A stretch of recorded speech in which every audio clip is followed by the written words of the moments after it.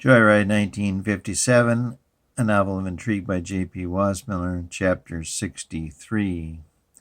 Wake up, Misty, James said. He had picked the lock on the door, the old big key type. It was easy. He was now by her bed. Misty, get up. You gotta help me, James said, shaking her. He heard snoring from the other side of the bed and recognized the face and gray hair of the lieutenant governor.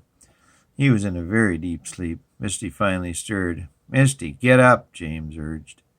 What time is it? She said in a hoarse voice and then coughed. It's 2 a.m. You got to get up and come with me, James said. Misty's partner did not stir. What for? Can't you see I'm...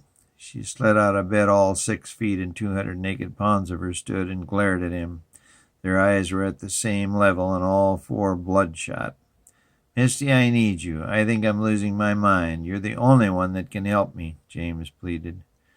What can I do for you, love? She put her arms around him and kissed him on the lips. Does that help?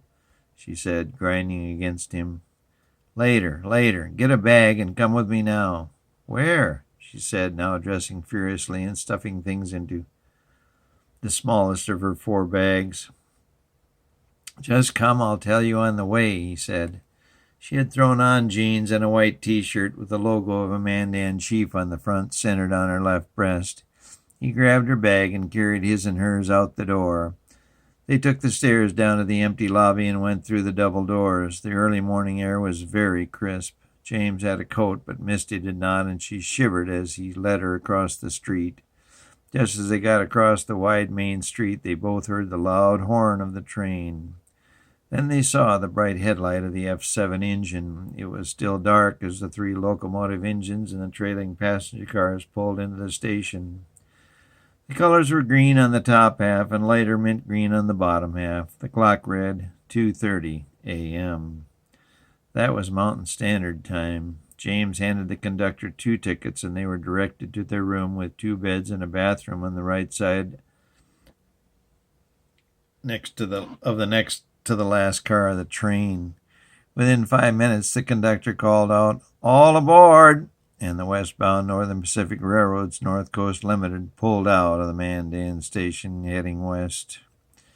The 2 sat on the bed as the train rattled and rolled, gaining speed. James, what's this all about? Misty said, her arm around him. He stared at her, and they kissed for what seemed a very long time. As their lips slowly pulled apart, Misty said, James, you gotta tell me. Let's get some sleep first. We're both exhausted. I'll go over everything in the morning, he said, kissing her again. You take this bed. He pulled back the sheets. She slid in and motioned for him to get in next to her. We need sleep, he said as he got up into the top bunk. Good night and thanks.